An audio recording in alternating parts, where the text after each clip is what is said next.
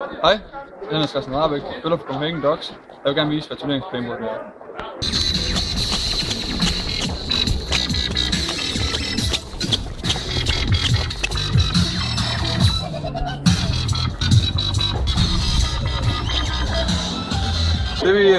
Det vi mener, man kan få ud af paintball, det er, at man kan gå ind og få det er en adrenalinsport. Man kan gå ind og få et rush, man kan gå ind og få samarbejde opbygget med gutter imellem.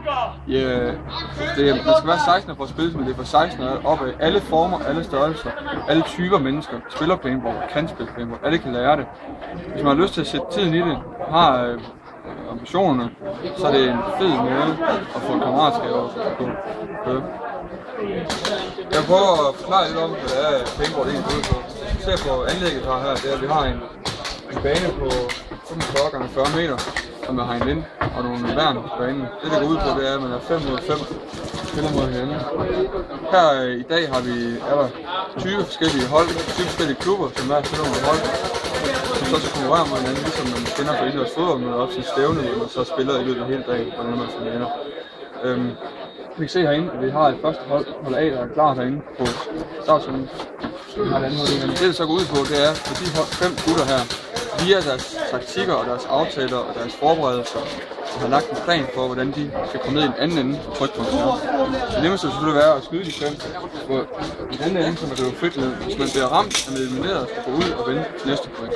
Man spiller til 4 point, så man kan spille 4 kampe i streg, hvis det er det. Vi kan prøve at se, så får vi en 10 sekunders advarsel. Får vi en kamp nu her? Får vi en kamp, og vi har et A mod B.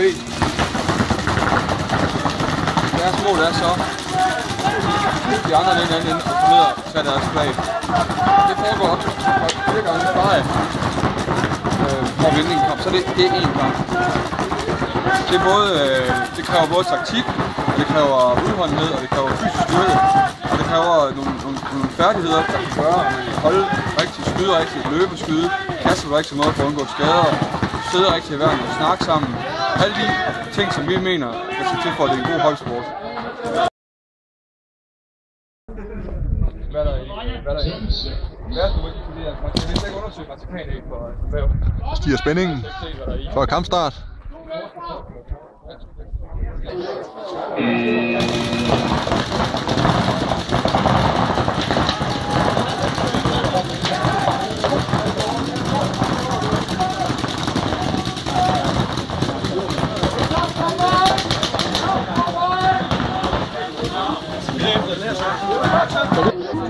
Det vi kræver at få sådan en bane her, det er, at man skal have et nogenlunde plan areal på omkring 40-45 meter. Man skal have et godkendt paintballnet, så man kan stå sikkerhed på den anden side, og de vildfarende kugler ikke er ude på uden for området. Det vil selvfølgelig også kræve, at man får en bane tilsvarende her med fuldt i værn, og andre vand, så der er mulighed for at indgøre. Derudover skal man have en kompressor på 300 bar, som kan forsyne ligesom vores luftflasker med bruger, for det paintball kører på luft. Det vi mener, man kan få ud af det, det er, at man kan ramme en bred gruppe mennesker, hvor man kan få alle i gang, og man kan tilbyde en helt alternativ, og man kan tilbyde noget adrenalinsport, ekstremsport. Og det mener jeg er behov for. Selve rent træningsmæssigt, så er vi 1-2 gange i ugen, hvor man kører teknik, man kører fysisk træning. Så på den måde ligner det faktisk alle andre sportsgrene. Vi kan godt tænke os at gøre det mere udbredt. Vi kan godt tænke os at starte en god klub op, hvor vi har nogle hold, og nogle folk, der kommer jævnligt og deltager i turneringer som den her, hvor vi kan stille med forskellige hold. Det er vores mål.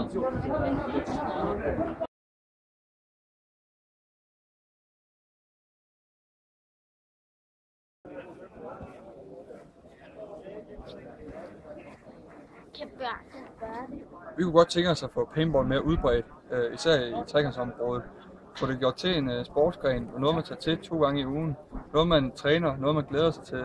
Det er målgruppen af hovedsageligt unge mennesker, som har behov for at få lidt kig i hverdagen. Det giver et enormt adrenalinsus, og det giver et fedt sammenhold. Og det man har trænet i flere uger, virker til sådan en turnering som i dag.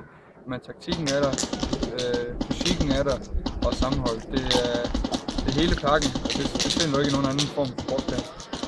I vores træning vil vi lægge især vægt på den fysiske kondition, de færdigheder, det kræver at spille paintball. Det er ikke bare at gå ud bag en handball at stå og skyde med en udlejningsbekymring. Det her, det handler om, at man er klar, man er på, man har konditionen. Det kræver sædvanligt gode lårmuskler og sidde i værnet. Det kræver teknik og løbeskyde, det kræver teknik at kaste på de rigtige måder. Det kræver teknik at ramme første gang. Og alle de ting, mener vi, er med til at gøre det endnu sjovere. Det er med til at, når man tager alle de stævner, man nu deltager i, og hvor det hele falder og klapper, og det hele bare kører, så er det hele værd. Det, der skal til for at komme i gang, det er, at man skal selvfølgelig have udstyret. Det vigtigste, det er en maske. Der er godkendte pebermasker, som tåler ved ramme, som dækker ører, mund og øjne. Udover det skal man selvfølgelig have skyder.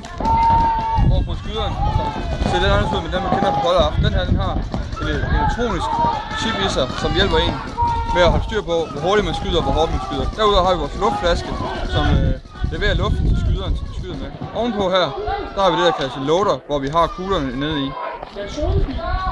Derudover så skal man have den her med på banen. Det er en pack, man har til at sidde på sin ryg, hvor man har ekstra kugler med ud til de pågældende point.